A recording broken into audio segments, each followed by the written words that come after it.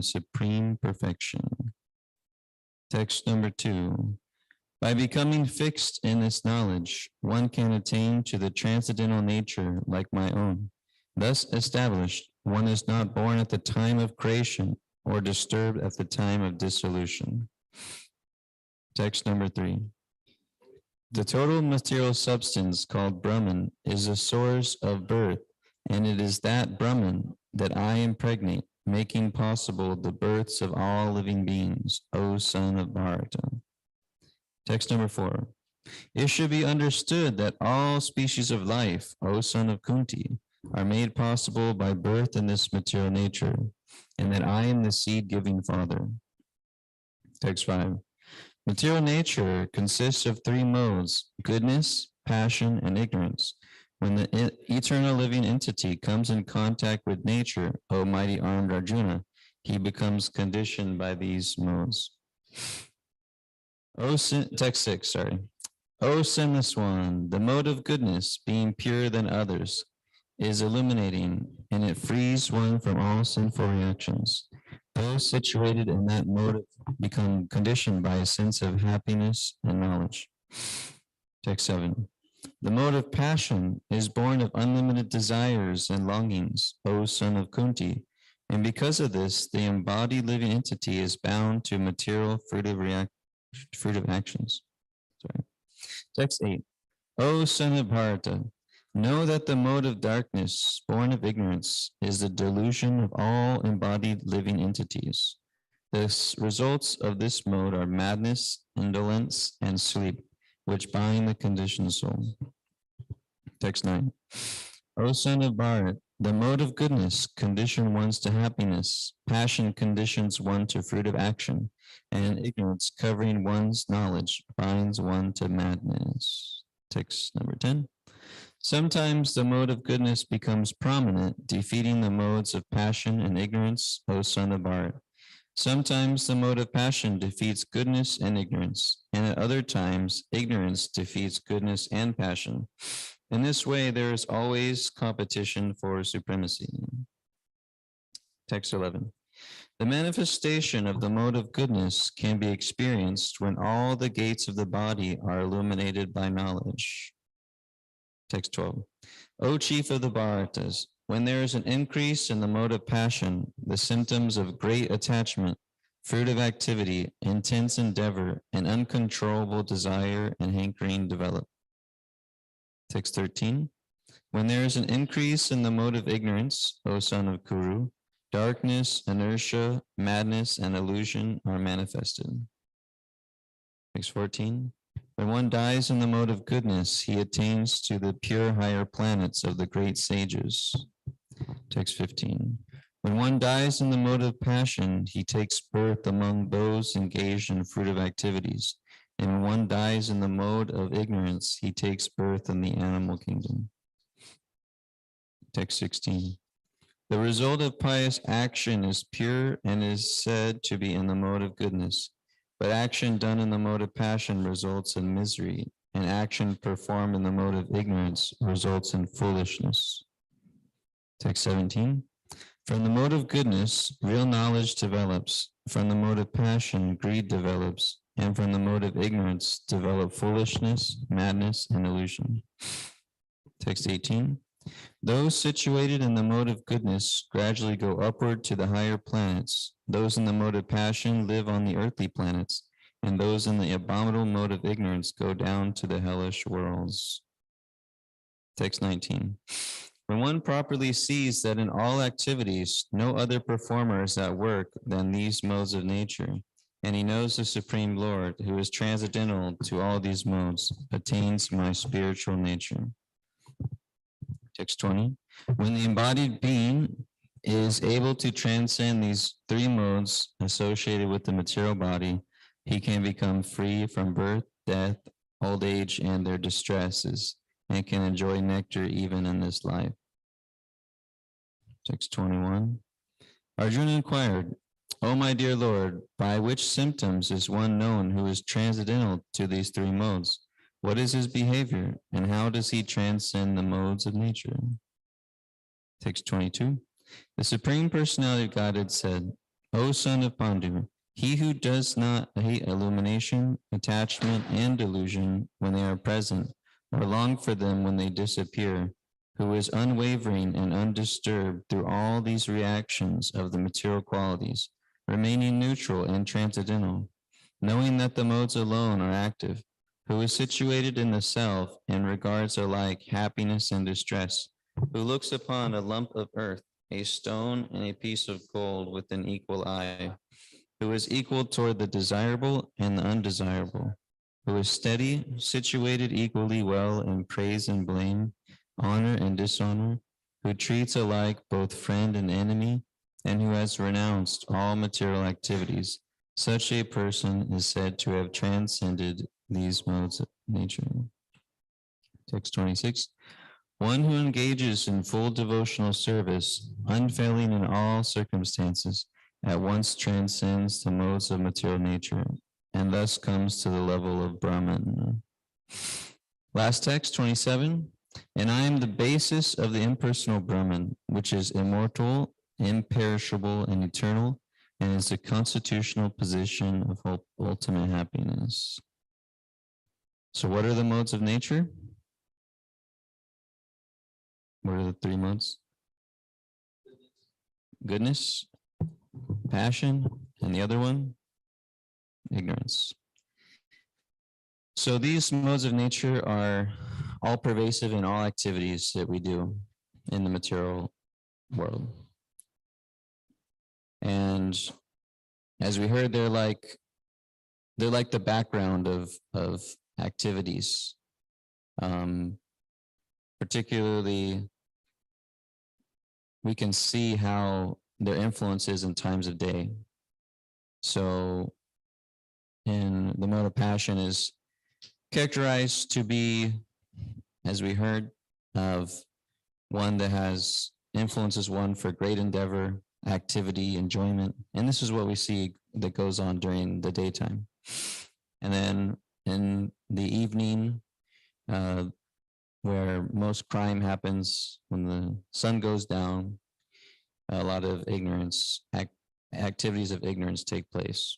And then in the early morning hours is where goodness is, where there's not much happening.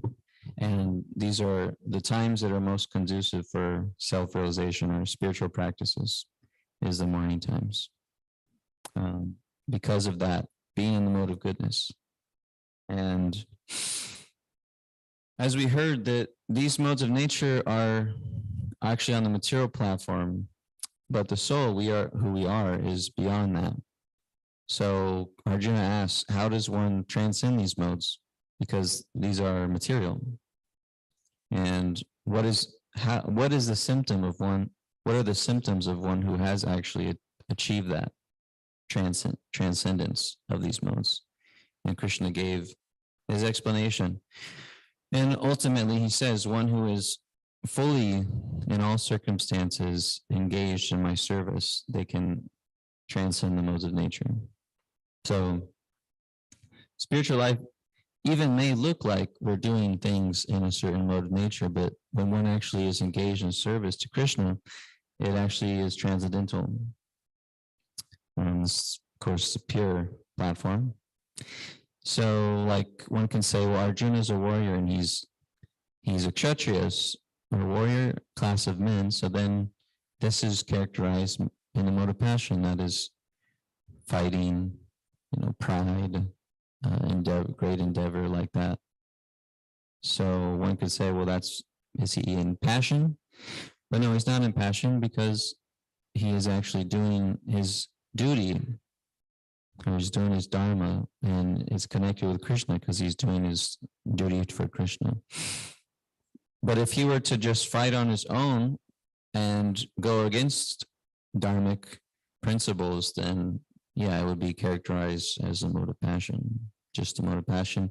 And then one can get all of the results of being influenced by the mode of passion, which is unhappiness, a lot of highs and lows,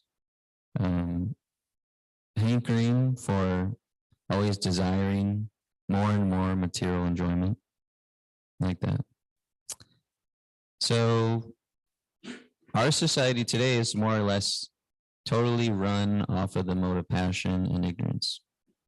There's very little goodness in the world, but we see that there's so much passion and ignorance, especially in the business world and the academic world. It's all about how much money can I get, right? And that's more or less how our society basically forces us to think about how much, to think about how we can get the most amount of money as possible, because everything is so dang expensive these days, right? Just everything's costs are going up in all fields.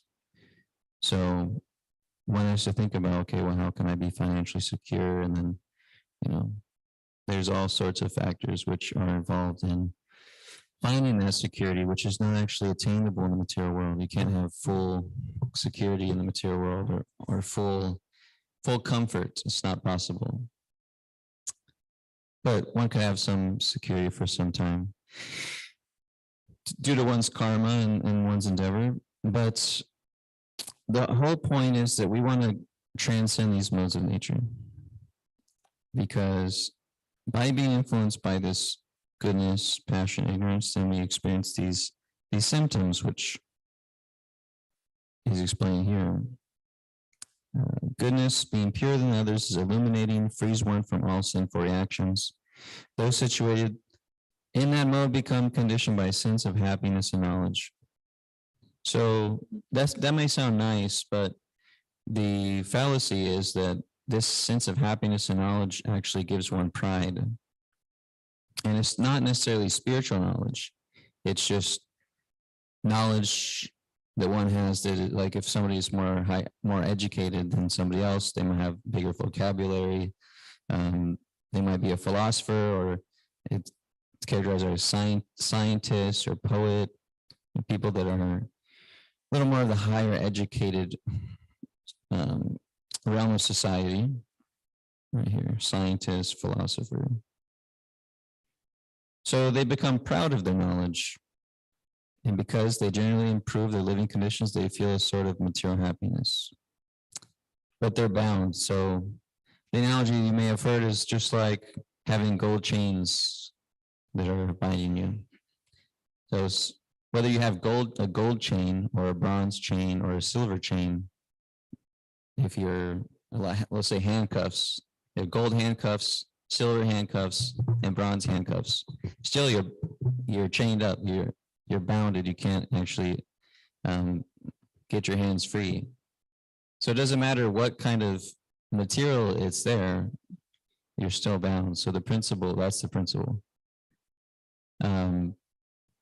So goodness is just like having gold chains in the material world. We're still bound. We're still bound by the laws of material nature, but it's a little more polished. It's a little more upscale. It's a little materially nicer. Having gold chains, it looks cool. You can look at it. You can admire the color, but you're still bound up. And what does bound up being mean? Well, bound up being means that we're experiencing happiness and distress, birth, death, disease, old age. We're experiencing the duality of this world. And that is a source of suffering for the soul, because the soul wants to experience what its actual real nature is, which is Satchidananda. It's eternal, full of knowledge, and full of bliss. So the soul is anandamaya abhyasa, it's pleasure seeking by nature. So we want to experience eternal happiness, but it's not actually possible by being influenced by these modes of nature, even if you have a gold chain or a silver chain or bronze chain. Still you're bound up. You can't actually experience that full freedom of life, of real life. So those in the mode of passion, it's a confusing mode of nature, because you're getting enjoyment, you're endeavoring for enjoyment, you're getting a lot of money, and you're getting some sense of freedom from your material assets, but still you have to experience just an equal amount of pain or suffering from that. Whether it comes in many forms, like the mode of passion is born of unlimited desires and longings, O son of Kunti, and because of this, embodied living entity is bound to material fruit of actions. So I mentioned earlier that when in the mode of passion is increased, one develops the hankering for material enjoyment. He wants to enjoy sense gratification. So hankering means that, oh, the mind's thinking, oh, if I just would have done this, in that, you might have some memories of things like regrets, right? So does anybody have any regrets in life? Yeah, we all have regrets, right? Yeah. Certain mistakes we made. So then we might be thinking, the mind might be thinking, well, if I would have just done it like this, then I may have enjoyed better or got more happiness from that. And then you start to hanker about it, like, oh, if I could just, if I could have just won that match, or if I could have just got that job, or if I could have just stayed with that lover, etc., then I would be happy. So it's an unlimited process of hankering. So there's unlimited things you can hanker about materially. And, it's part of the nature of the mind. We all go through that because we want to enjoy the senses. And this is the whole scheme, you could say, of the background of the mode of passion, is wanting to enjoy your senses. Things that are very passionate, very exciting, very materially exciting, very gripping. And I think it was later we read that this happiness in the mode of passion is like, it's very good in the beginning, it's very exciting and new and fresh, but in the end, result of it is going to be some sort of pain or suffering, heartbreak, like that. And that's always following the mode of passion, is that real exciting newness, freshness, pleasure, but then eventually what comes is that same intensity of pain or suffering. Does this sound familiar? Yeah, it's familiar. It's very familiar. Our whole society is run off of this principle, right? Fast food tastes so good, all the oily, fried things, but then like you get a stomach ache afterwards, shortly after, and it's like, oh, I wish I would not have ate that. So that's like our whole life. There's so much propaganda for that quick enjoyment, but the quick enjoyment, it never works out. There's no lasting fulfillment in it. The only quick enjoyment you can get that lasts is by Krishna consciousness. So there's so many exciting activities you can do in Krishna consciousness that have sort of that quality of mode of passion, you could say externally, but you're doing it for Krishna and it's devotional service. So it purifies your consciousness and you can get satisfaction from it. So whatever activities you like to do, you can actually do those things for Krishna. And you get purified, your consciousness becomes transformed. Your mind becomes peaceful even. So that's some things about the mode of passion. So the next one is, which one? Mode of ignorance.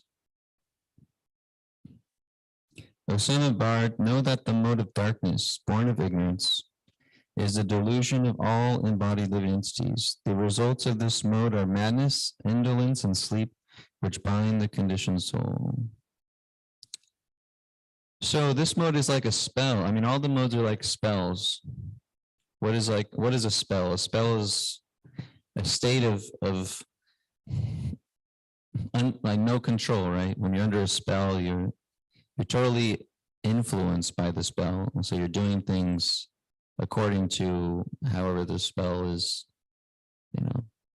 cast on you to do. So it's like that. It's being under these modes is like a spell. You're forced to do things. You're associating with those modes. So then, you naturally you do those things. You become, the word is priya. Those things, those modes of nature and the activities become dear to you. You want to do those things. But even if you know that it's not good, or you know that it's going to bring suffering, still you do them because you're under that spell. It's like the example is, and one can say, where is my free will? Well, the example is that when you drink alcohol and you drink enough to where you get intoxicated, then you have to live out the reaction of that choice you made. So since we've associated with a particular mode, we have to live out the reaction of it. So if you associate a lot with the mode of ignorance, like if you sleep a lot, or if you excessively sleep, or if you intoxicate, if you drink liquor, etc., then you have to live out those reactions.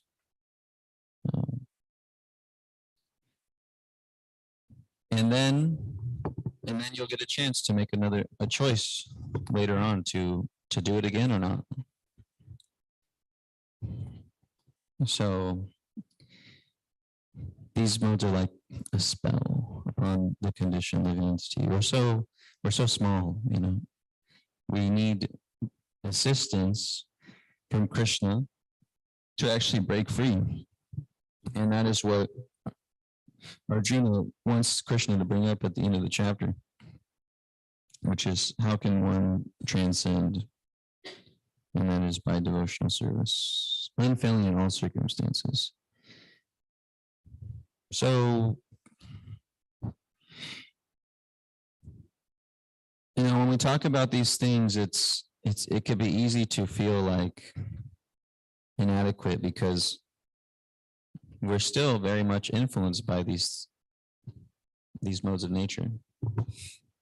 We're still very much under that spell in the beginning stages of devotional service. So there is a positive to it. The positive outlook is that we can actually go beyond them, but it's a gradual process.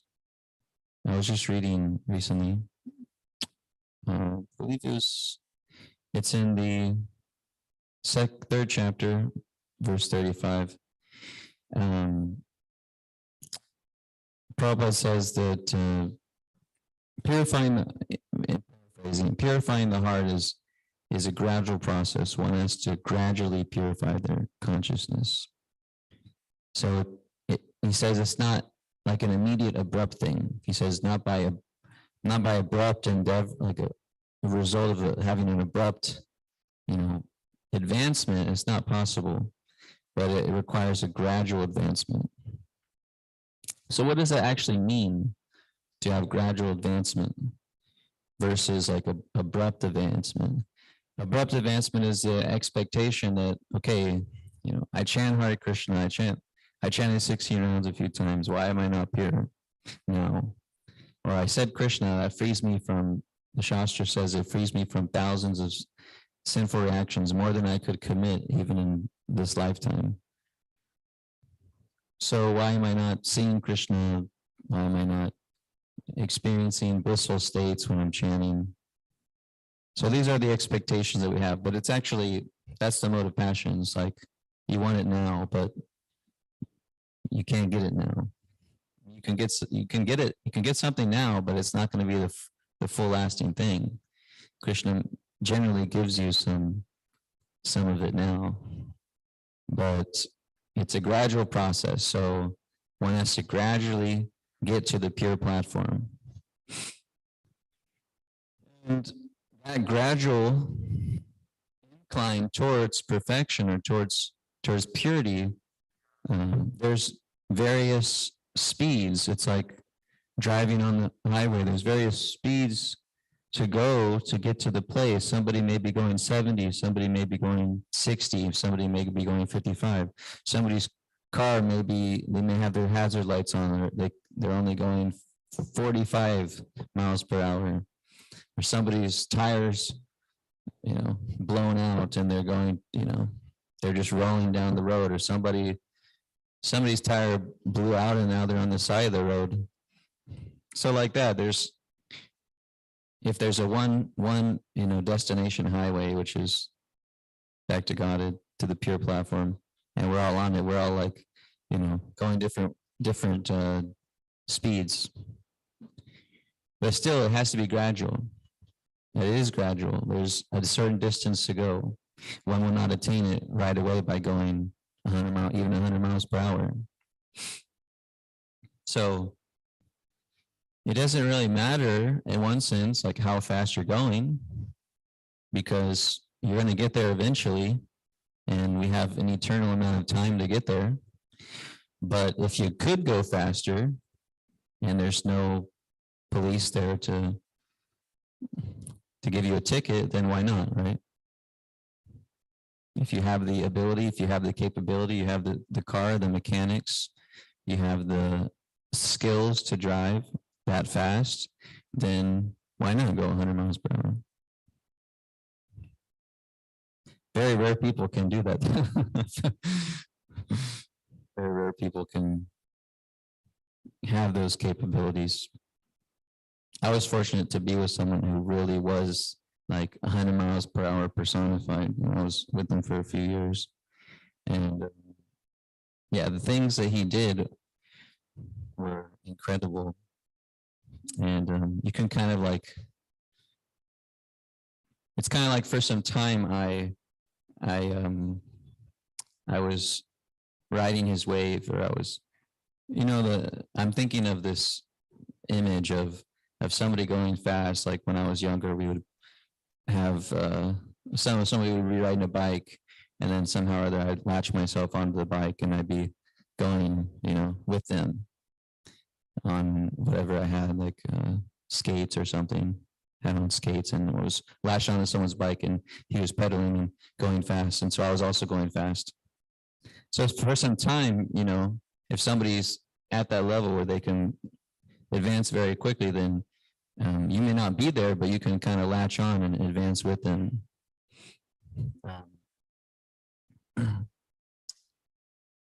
But eventually, you may not be always around those type of people. So then, you kind of like you're forced to find your own speed. So that's why we take great inspiration from the gurus and the sadhus and the great devotees, the senior devotees, because they've gone quite a bit of a distance if they're not already full there, and they might still be accelerating at a very rapid speed. So you can learn some tricks how to do it from them, and you can serve them, and then you can get the sense of how to perform devotional service in a very mature way and do things very rapidly. So, but there's nothing wrong with where we're at. That's just what we got. And there's no use of criticizing others that are going slower than you or faster than you, because they're on the way. It's like there's an analogy given about somebody who criticizes somebody who's in bhakti yoga, which is that we're all in the shower of bhakti yoga practice, and if somebody's in the shower but they're still very dirty, it's not like you criticize them. Wow, you're so dirty. Of course, they're dirty, but they're in the shower. They're getting clean. And it's just a matter of time before that water and soap and washes all away the dirt. So there's no use to criticize somebody and who's already in the shower, who's already in the practice. So some analogy to meditate on, which is helpful. And that can be whether one is chanting 1 round a day, one is saying Krishna's name 1 round a day, one is saying Krishna's name, once a year on Janmashtami, or one is chanting 16 rounds every day. That practice, that attraction to Krishna is there to some degree, and they're on their way. Saying like getting your car blown out on the side of the road is sort of like, it's sort of like trying to avoid Krishna consciousness, because you've already gone some distance, but now your car is just blown out. So now you're stopped. But you've already gone that distance. You've already gained that progress. So there's no going backwards. It's still there. It's just a matter of, okay, when are you going to when are you going to call the tow truck company to come? Or when are you going to give yourself a spare, spare tire and keep going? For some of us, it's like that. We stop and we put on a spare tire, and it's not fully functional like a real tire, so you're not supposed to go very far on it. But that's all we kind of can do. So then we put on a spare tire, we go for a bit, and then and then at some point, like, we didn't stop and get the right repair, so then we're back on the side of the road for a bit. And the tow truck is like getting help from the mercy of the devotees, because that's more or less how we can actually repair our consciousness and rectify ourselves from being entangled in the material world, because the devotees can give the support which you need to actually progress and to uproot certain desires that we have, keeping us on the side of the road.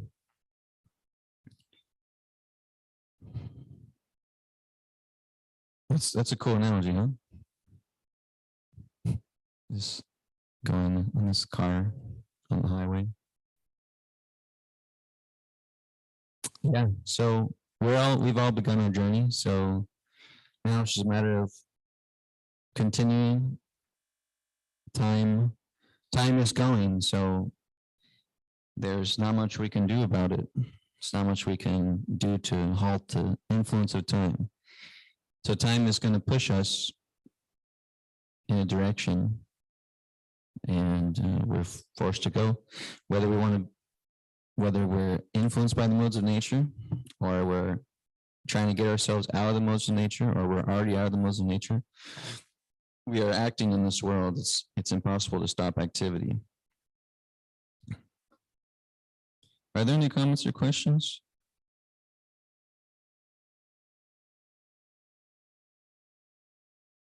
Yes, Mridanga Prabhu. Do we have another mic? Or you can ask a question, I can repeat it. You can ask your question, I'll repeat it. Or is it a comment?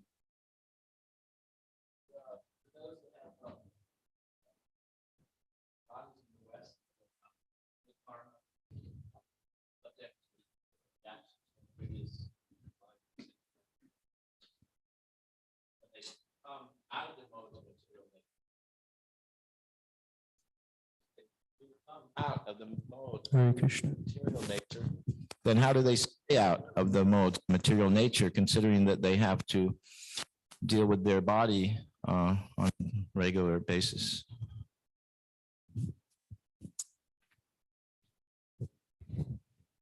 Well, it is this whole practice of Bhakti Yoga it's a gradual process. So if one comes and they're heavily influenced by the modes of nature due to past conditioning and past activities, yeah, they might be able to, at times, transcend the laws of nature. It's possible. And it happens. But because they don't have that support from being in the mode of goodness materially, then they can't actually progress very sustainably in Krishna consciousness. So as one follows a process of Krishna consciousness, then one gradually, naturally moves more into the mode of goodness. It's just like all the principles we do in Krishna consciousness are materially characterized by the mode of goodness, waking up early, reading scripture, thinking about God, meditating on God, being vegetarian, and etc. So these are all activities in the mode of goodness. So it actually is, we're associating more with that mode of goodness. And by Krishna consciousness, we're purifying those sinful reactions that are influencing us to the mode of ignorance. So I remember in Bhaktivedanta Swami's book, the Brahmacharya Handbook, which she was reading this morning, in there it explains that this Krishna consciousness movement, I believe there's a quote in there, that only by this Krishna conscious movement can society go towards the mode of goodness. So giving people Krishna consciousness, it means simultaneously what's happening is the mode of goodness is developing. And there's that verse in the Srimad Bhagavatam, which we can pull up because it's very, very nice verse. It's in the first canto of Srimad Bhagavatam, chapter 2. And it explains that by hearing of this Srimad Bhagavatam, which is basically hearing Krishna's message, then all of these impurities in the heart become removed. And the lower modes of passion and ignorance become destroyed. And goodness becomes established in the heart. Right here. So, okay. So this verse here, verse 19.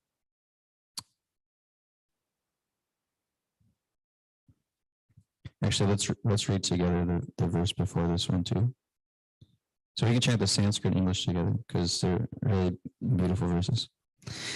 Nashta prayesha vadreshu nityam bhagavata sevaya bhagavatu tamashloke bhaktir bhavati naishtiki.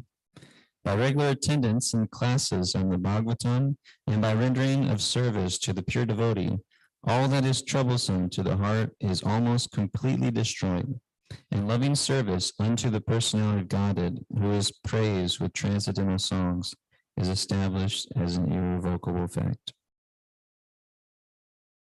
So if you want to get all the things that are troublesome in your heart to be completely destroyed over time, then what do you have to do? Yes, regularly hear Srimad Bhagavatam. So regular attendance, yes, but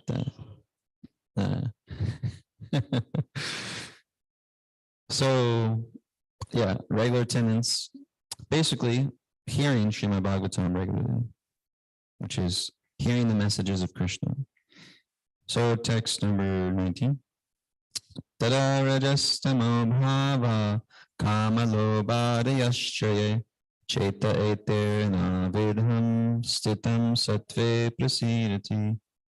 Translation: as soon as irrevocable loving service is established in the heart, the effects of nature's modes of passion and ignorance, such as lust, desire, and hankering, disappear from the heart. Then the devotee is established in goodness and he becomes completely happy.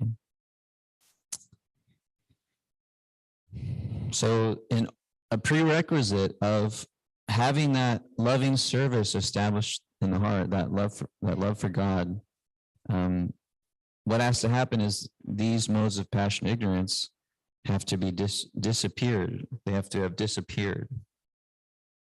Then one established in goodness, then one can be happy.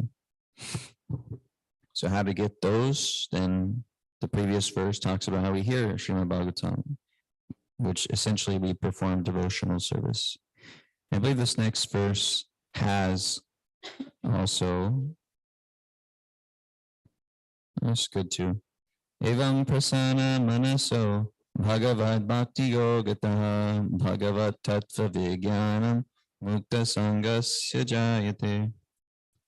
Thus established in the mode of unalloyed goodness, the man whose mind has been enlivened by the contact with devotional service to the Lord gains positive scientific knowledge of the personality of Godhead in the stage of liberation from all material association.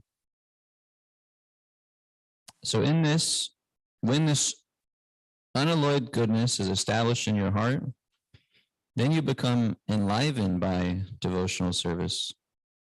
And you get simultaneously this scientific knowledge of the personality of Godhead.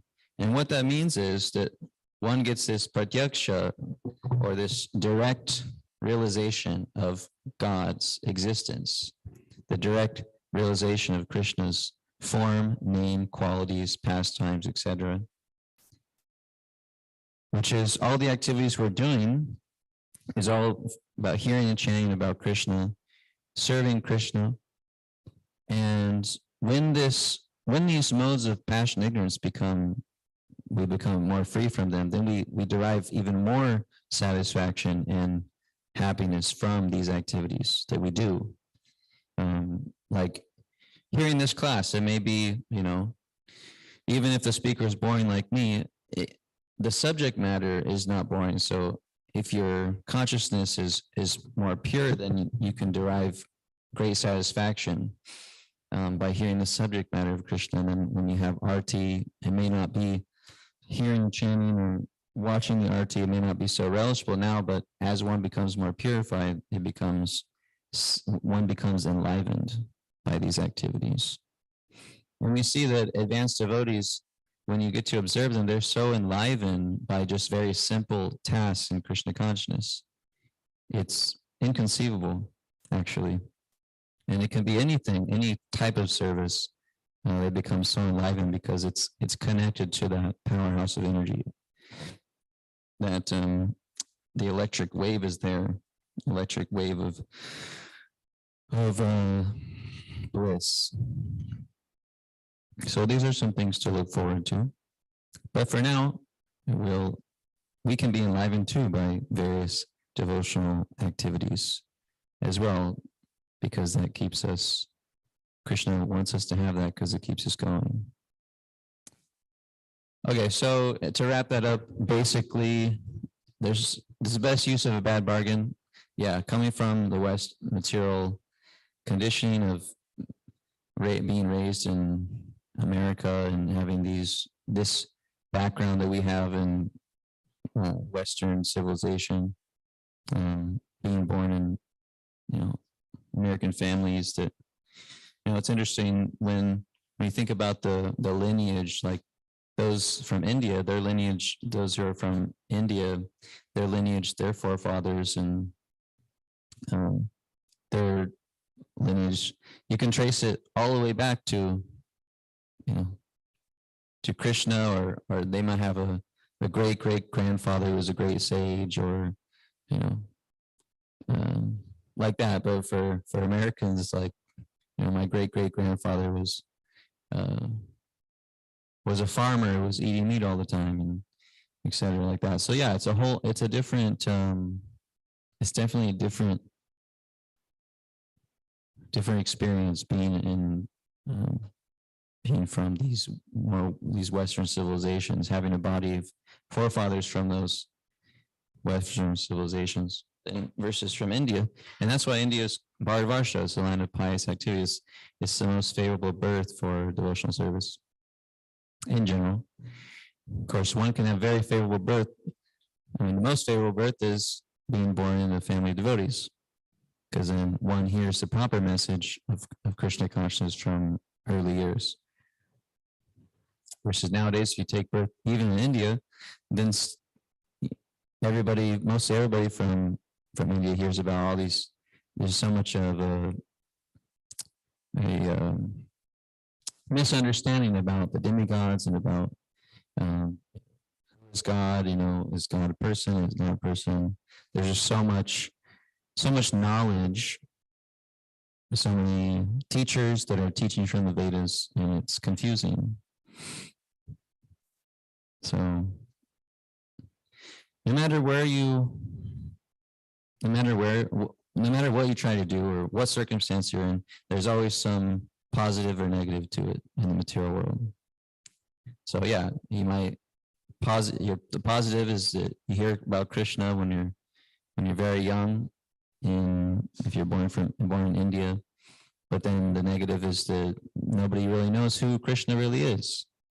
Or you're born in America, and yeah, the negative is that you weren't vegetarian when you were younger, or you never heard about Krishna until you were older. But the positive is that is something that you may have really been looking for, the absolute truth. So you found it in Krishna consciousness, and so you're able to just kind of give up things easily. So there's positives and negatives on all sides in the material world. But the supreme positive is somehow or other making the best use of this bad bargain, making the best use of what you've got. So wherever you're at, whatever you've got to deal with, you just try your best to advance in devotional service, and that's the perfection. And whether you make it back in this life or next life or whatever, you got an eternal existence. But of course, it's good to shoot for, to go for the elephant, or you could say, or the rhino, to go for the rhino, catching the rhino of going back to God in this life. And actually, Srila Prabhupada gave us a guarantee that if you chant 16 rounds, follow the 4 regular principles, then you can go back to God after this. So we're given a lot of opportunity and a lot of mercy from the great souls. But yeah, there's no reason to be embarrassed about going slow on the path, because somebody who's mature in devotional service will see that any amount of attraction and engagement in Krishna consciousness is supremely glorious. So it doesn't matter in the grand scheme of things how fast we go. Because I remember I was hearing this point from senior devotee Radheshyam Prabhu. He's famous devotee from Pune. He's a temple president of the temple in Pune. And he obviously is a very advanced soul. And he was, whether it was out of humility and knowledge, but he was saying that, yeah, I don't really think much about, this person's more advanced, this person's less advanced, because more or less what that means is that this person's just been here longer in the material world. So now they're wanting to get out more. Or this person may be been here in the material world a little less time. So now they're still, they're still attached to the material world. So the fact is that we're here in the material world, and that in itself is a disqualification for being great, because it's not because we're here, we have desires. That's why we're here. We have desires to enjoy this material world separate from Krishna. So yeah, that was really helpful for me just to think about, because it's easy to get caught up in like, oh, this person's greater, or this person's more advanced, or this person's less advanced. But in that sort of broader perspective, doesn't really matter essentially. Because we all have the potential to be pure, 78% of the qualities of Krishna. We all have that birthright, so to speak. And we'll get there. It's just a matter of time. So, all right. We were going to do another kirtan, but we continue the discussion. So we have about 5 more minutes. Is there any other comments or questions on these topics?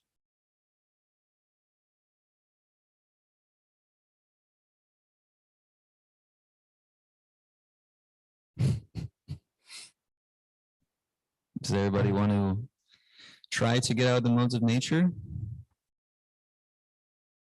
Yes, it's a good thing. Okay. How are we going to do it?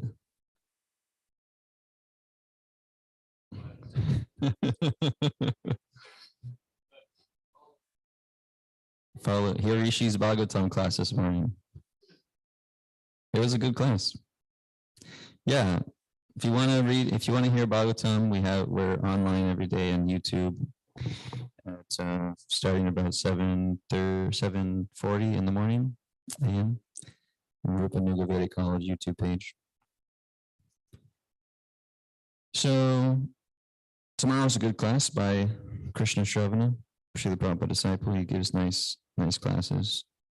We're actually on the second canto and second chapter, so we're hearing Shukadeva Goswami speak to Maharaj Parikshit about this material world. Okay, so modes of nature. We want to get out of it. How do we do it? By chanting, serving Krishna, hearing Bhagavatam. Yes. Reading a chapter Gita a day, yeah.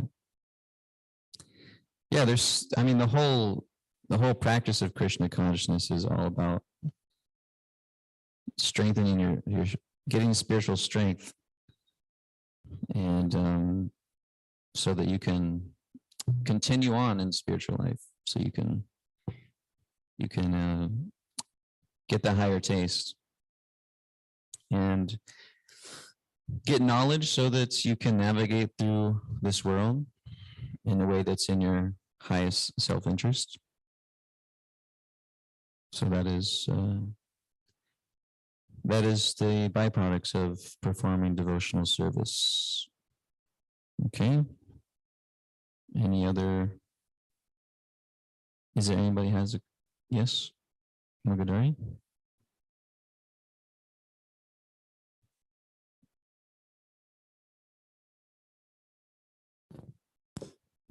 I'm wondering if the quality of our service changes how fast kind of the modes, the influence of the modes fade. Like, say we chant our japa. If I'm really chanting and somebody can hear my syllables, Hare Krishna, versus something else, like something like that, right? Does that change something?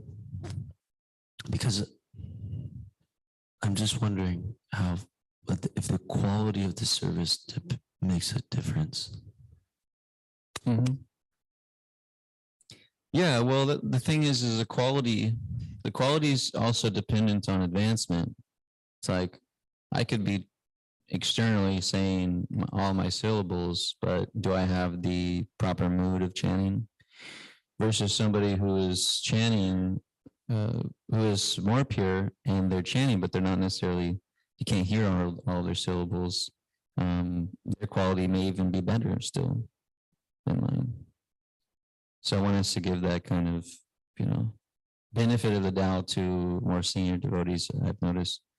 But it certainly has a benefit for us. I mean, we want to do the best that we can in our service, and if our service is chanting, then yeah, we want to be able to hear every mantra, every syllable of the mantra. So, and that is part of giving it the quality, although we may not have the proper mood because we're not advanced enough at the time. So, of course, there's a practice, like we can practice having the right mood. We can practice Rupa Goswami's instructions about favorable executing favorable devotional service. But if we're not pure, if we're not very pure, then we won't be chanting very purely. So the quality is dependent on advancement. But we can try, because like a symptom of wanting to chant properly is also a symptom of advancement. Like how many people get that realization that I want to hear and chant nicely. I want to hear this every syllable. I want to spend that time chant. I mean, you can give a class to 1,000 people and talk about the importance of chanting and how many people actually take it up. So because you've taken it up, then it's a symptom that you have advanced to some degree. So the degree of that advancement, your quality of your service will be better. Because when you become Krishna conscious, then you become more conscious of all of the details of how to do your service, how to chant or how to cook for Krishna, etc. So then becomes, so then you're able to focus more on giving a better quality. And ultimately it's about the love. So the external result doesn't really matter. It's more about the love of Krishna, which comes by advancement too. I don't love Krishna that much. I'm just not that advanced. But I can try to do these things. Okay, thank you very much. So we'll have Arti now. Srimad Bhagavad Gita ki jai, Srila Prabhupada ki jai, Gaur Premanande, Hari Hari Bo. Arya's not here, so do you want to lead it?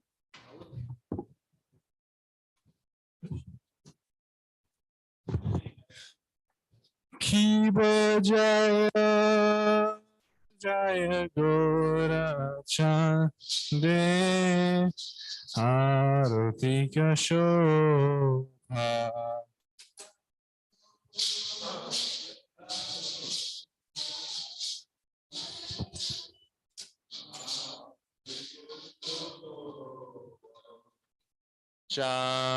Janari Tata Kim Pane Jagamana Lobha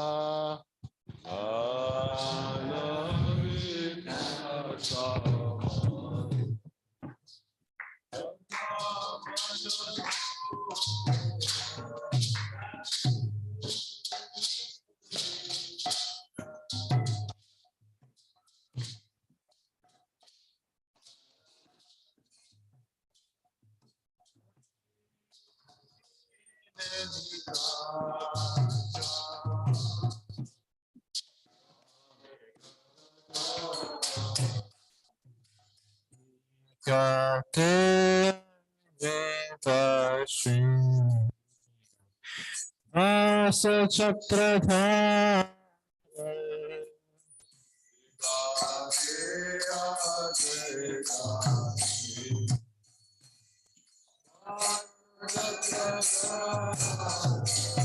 Prosiyache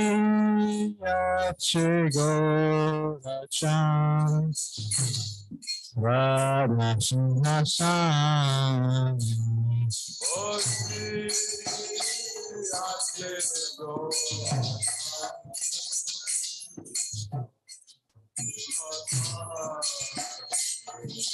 Arati Korin Brahma Avidevagani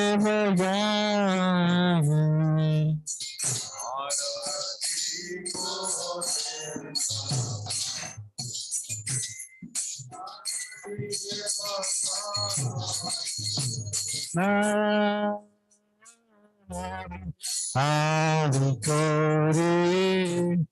Chamaradivaya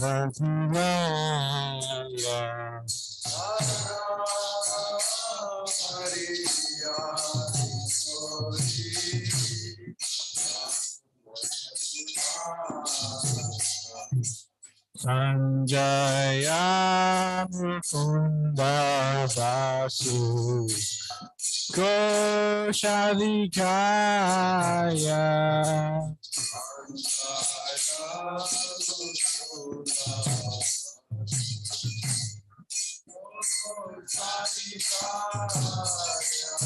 Shankar Baje Kanta Baje Baje Karatana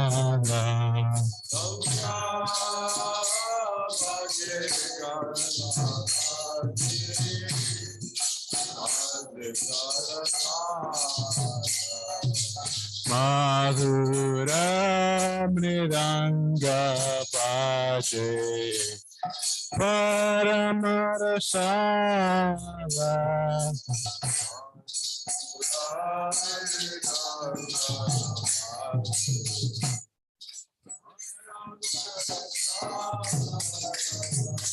Kanta Baje Kanta Baje Madhu Madhu Madhu Baje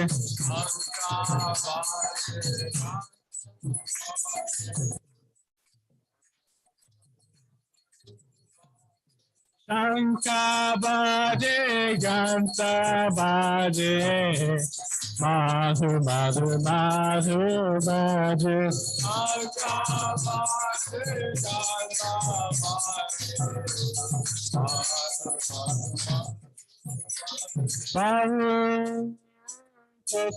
Chandra Din Vagana Ujvala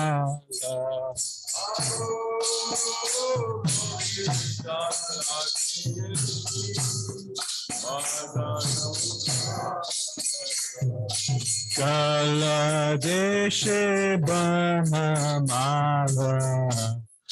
Kore Chalamala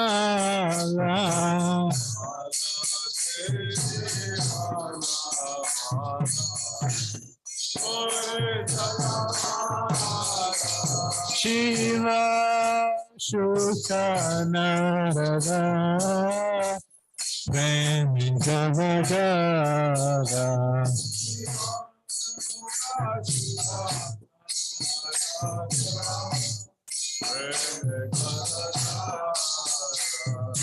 Pakati Vinoda Deke Purara Sampada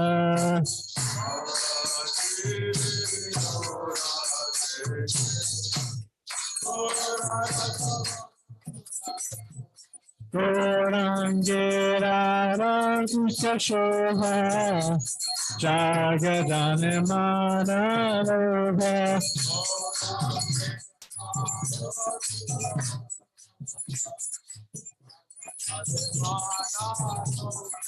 Gorangera Rotika Shobha Jagadane Manalobha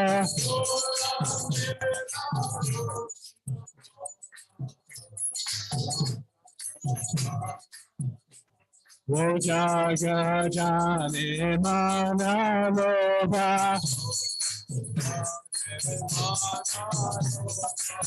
Jagadane Manalobha Nitai Gora Haribo Haribo Haribo Nitai Gora Haribo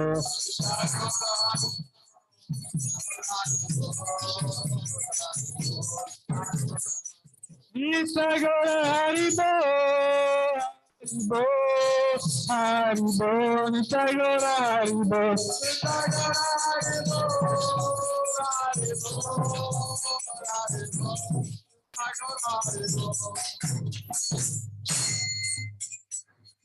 Namo Vishnu Padaya Krishna Prestaya Bhutale Srimate Bhakti Vedanta Swami Yukinam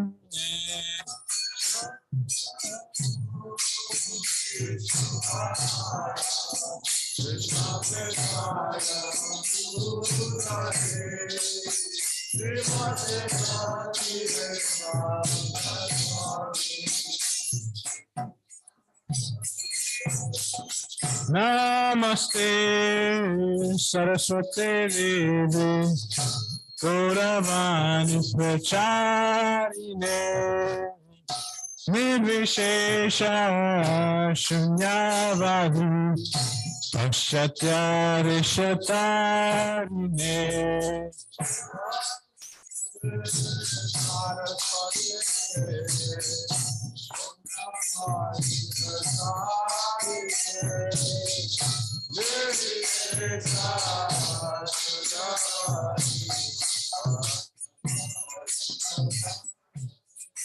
Jaya Shri Krishna Chaitanya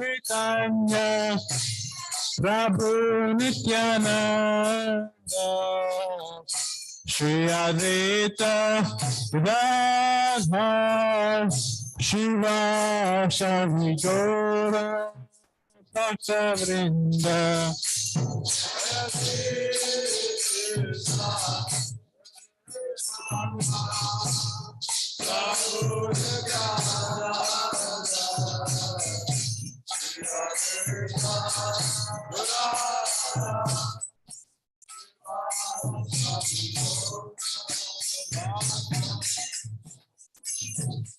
Shri Krishna Chaitanya Prabhu Nityananda Shri Advaita Gadadhar Shiva Shri Gaura Bhakta Vrinda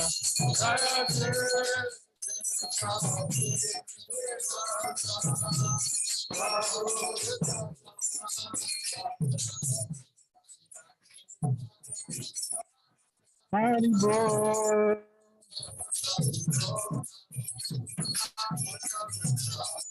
Jai Shri Krishna Chaitanya Prabhu Nityananda Shri Advaita Gadadhar Shiva Shri Gaura Bhakta Vrinda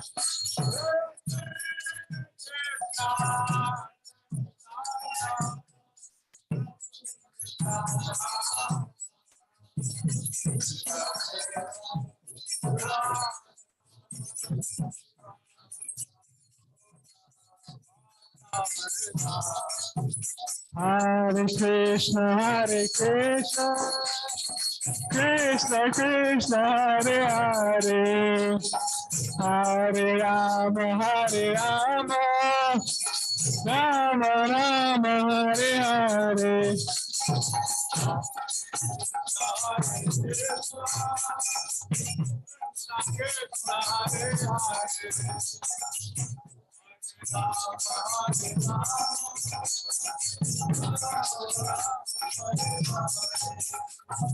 Hare Krishna, Krishna Krishna, Hare Hare, Hare Rama, Rama Rama, Hare Hare.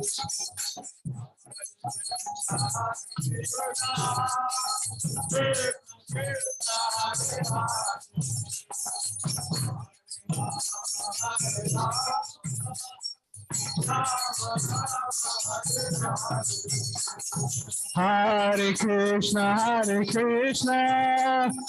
Krishna Krishna, Hare Hare, Hare Rama, Rama Rama, Hare Hare.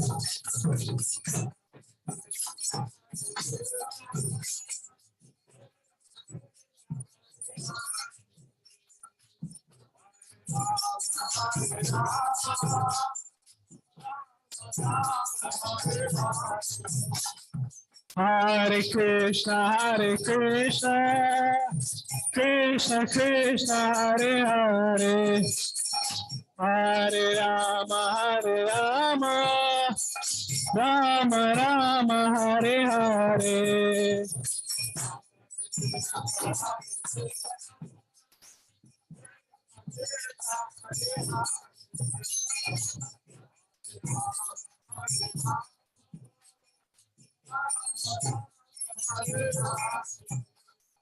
Hare Krishna, Krishna Krishna, Hare Hare, Hare Rama, Rama Rama, Hare Hare.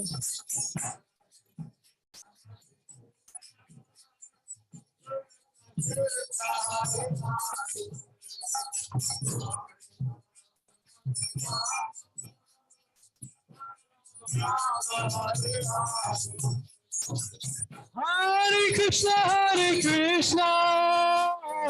Krishna Krishna, Hare Hare, Hare Rama, Rama Rama, Hare Hare.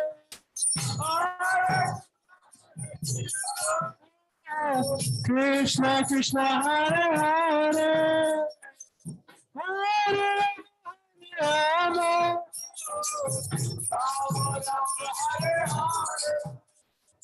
Hare Krishna,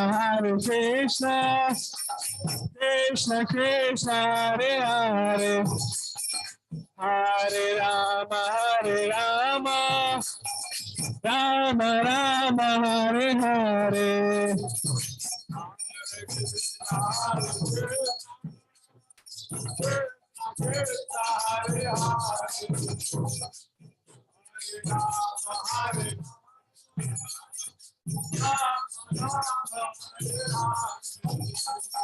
Hare Krishna, Krishna Krishna, Hare Hare, Hare Rama, Rama Rama, Hare Hare.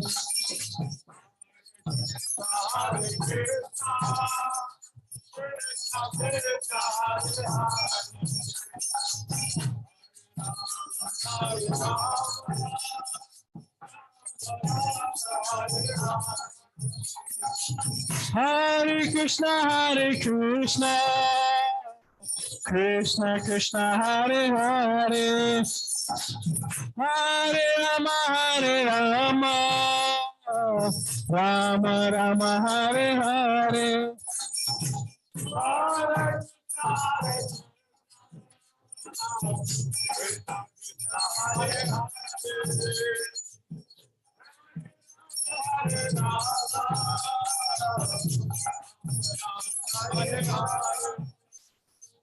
Hare Krishna, Krishna Krishna, Hare Hare, Hare Rama,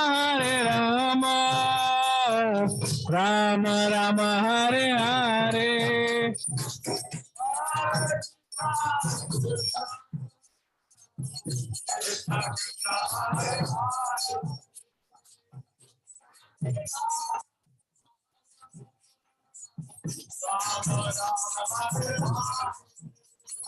Hare Krishna, Krishna Krishna, Hare Hare, Hare Rama, Rama Rama, Hare Hare.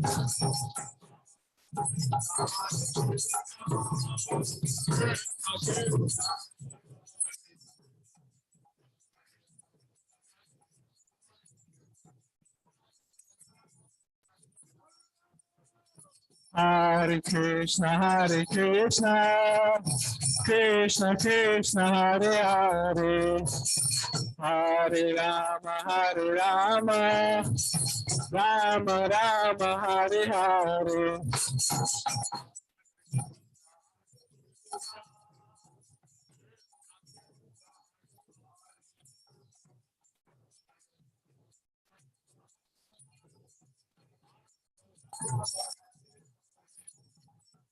Hare Krishna, Krishna Krishna, Hare Hare, Hare Rama, Rama Rama, Hare Hare.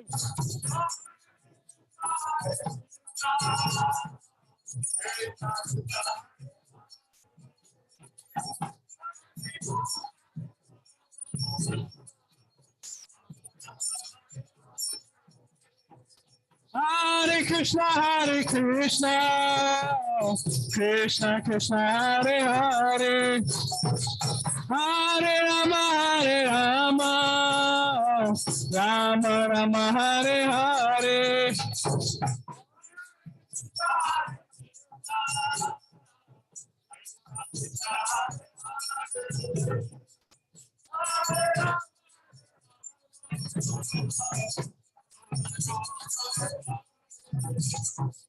Hare Krishna,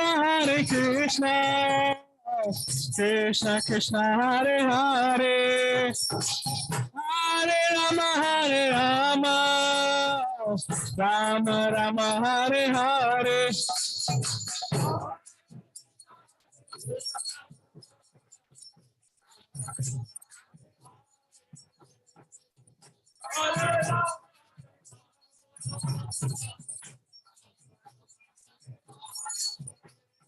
Hare Krishna, Krishna Krishna, Hare Hare, Hare Rama, Rama Rama, Hare Hare.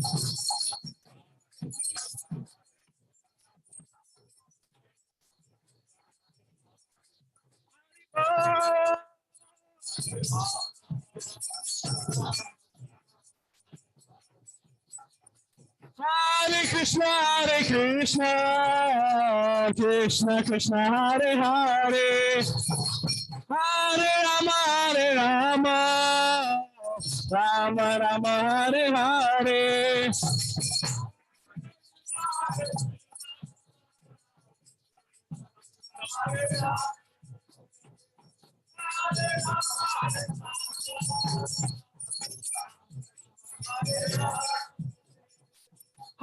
Hare Krishna, Krishna Krishna, Hare Hare, Hare Rama, Rama Rama, Hare Hare.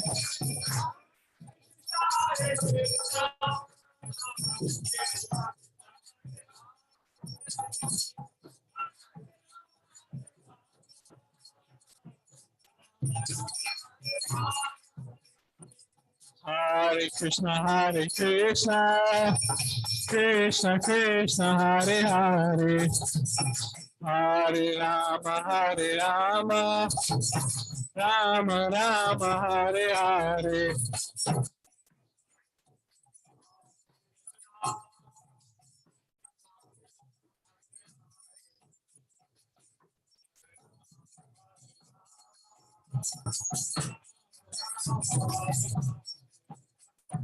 Hare Krishna, Krishna Krishna, Hare Hare, Hare Rama, Rama Rama, Hare Hare.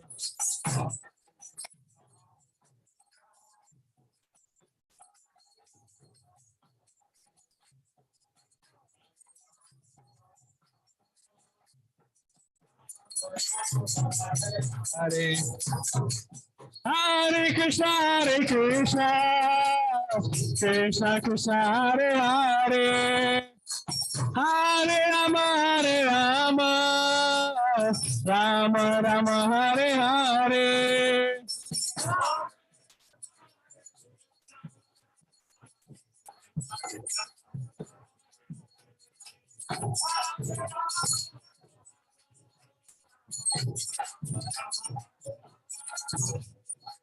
Hare Krishna, Krishna Krishna, Hare Hare, Hare Rama, Rama Rama, Hare Hare.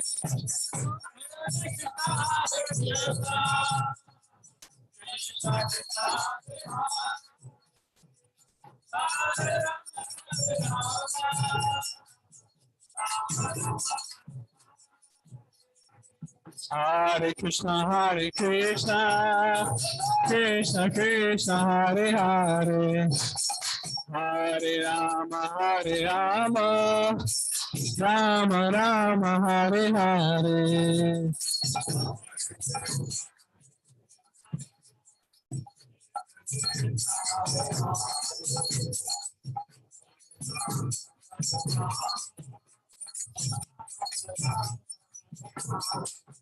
Hare Krishna,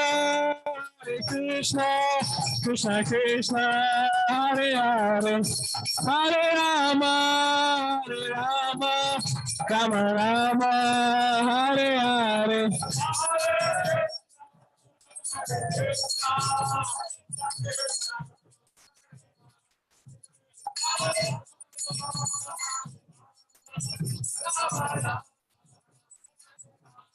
Hare Krishna, Krishna Krishna, Hare Hare, Hare Rama, Rama Rama, Hare Hare.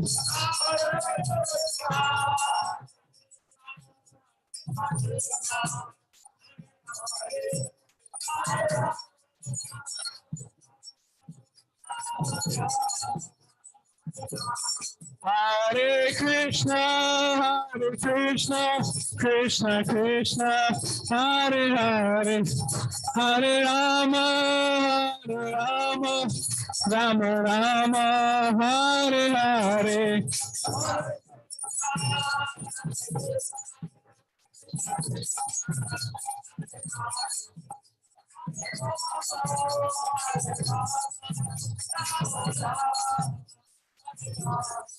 Hare Krishna, Krishna Krishna, Hare Hare, Hare Rama, Rama Rama, Hare Hare.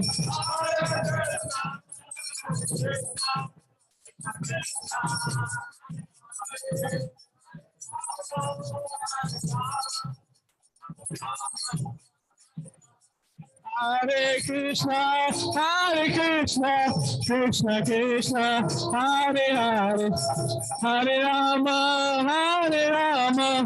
Rama Rama, Hare Hare.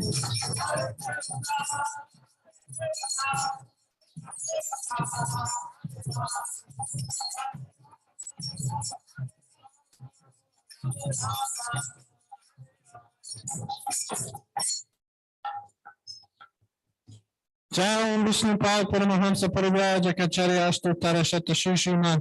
His Divine Grace, A.C. Bhaktivedanta Swami Prabhupada Ki. Jai Om Vishnupad Paramahamsa Parivraja Kacharya Ashtottara Shata Shishima. Bhakti Siddhanta Saraswati Goswami Maharaj Prabhupada Ki. Ananta Koti Vaishnava Vrinda Ki. Nama Acharya Shri Haridas Thakur Ki. प्रेम से कहो श्री कृष्ण चैतन्य प्रभु नित्यानंद श्री अद्वैत गदाधर शिवासादि गौर भक्त वृंद की श्री श्री राधा कृष्ण गोप गोपीनाथ श्याम कुंड गिरि गोवर्धन की श्री वृंदावन धाम की श्री नवद्वीप धाम की मथुरा धाम की जगन्नाथपुरी धाम की भक्ति देवी की तुलसी देवी की यमुना माई की गंगा माई की समवेत भक्त वृंद की all glories to the assembled devotees, all glories to the assembled devotees, all glories to the assembled devotees, all glories to Shri Guru and Gauranga.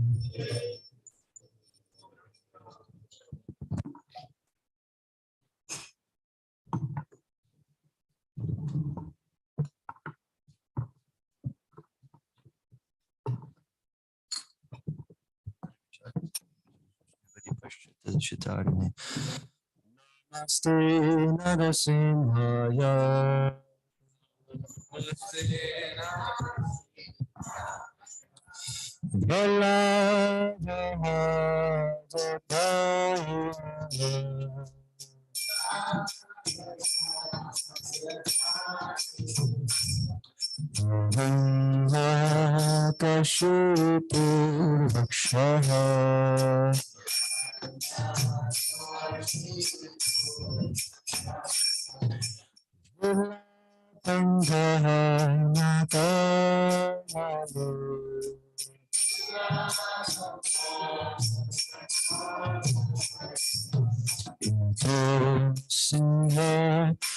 Bhagavato Nasimho.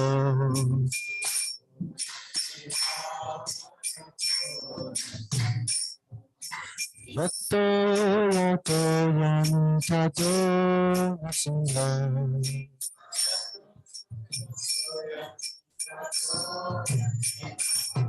Bahu Nasimho, Bahu Nasimho.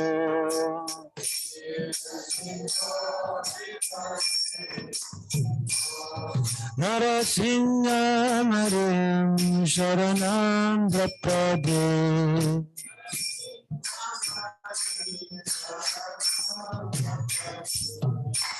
Bhagavatam Malavare Naka Abhutta Shunga Dhalita Nakashipu Danu Bringa Ishavadita Narahari Rupa Rajagari Sahari Jaya Jagadish Hari, Jaya Jagadish Hari.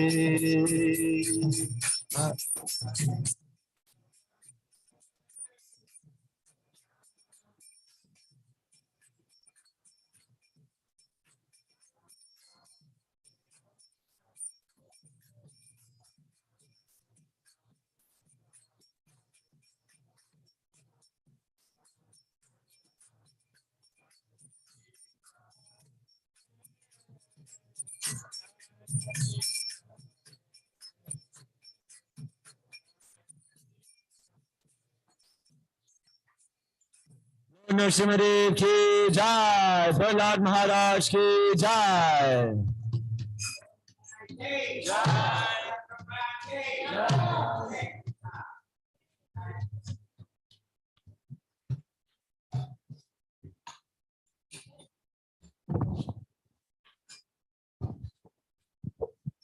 Shishi Gaurnitai ki jai. Hare Krishna. Thank you, everybody, for joining us tonight. It's wonderful Sunday festival. So Friday, a couple of things. Friday, we have Ekadashi. So we'll be fasting from grains and beans. Ekadashi ki jai. On the 30th of this month, which is on a Thursday, that is the appearance of Lord Ramachandra.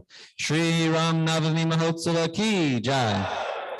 So that night, we'll have a simple program here. It'll just be a regular evening program at 7 RT, and there'll be a class about Lord Ramachandra, but we're actually going to celebrate the festival on Sunday, which is the 2nd of April. So the 2nd of April, we'll actually celebrate Ram Navami together, so we can all be here. But if you want to come Thursday to glorify Lord Ramachandra on his actual appearance day, you can come Thursday evening, and we'll have a special class and an RT as well. So please come, you're welcome for those festivals. And that's what's coming up this month. Tonight's feast is sponsored by Swapna and her family.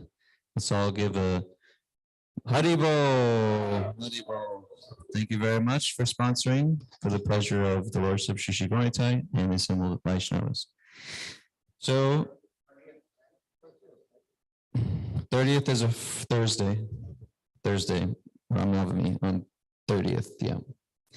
Okay, thank you very much for coming, and please enjoy the prasadam. We can line up at the table and enjoy. Hare Krishna. Shrira Vijaja. Shrira Vijaja. Chodi hota hai ka. Jivo phale vishay sagore. Dharmage jivati. Madhya jivarati. Loho moy sudharmati. Loho moy sudharmati. Take jeta kitini samsare. Krishna Bhava Bhava Kari Bare Jivaja Swaprasada Nadila Bhav Senamrita Bhav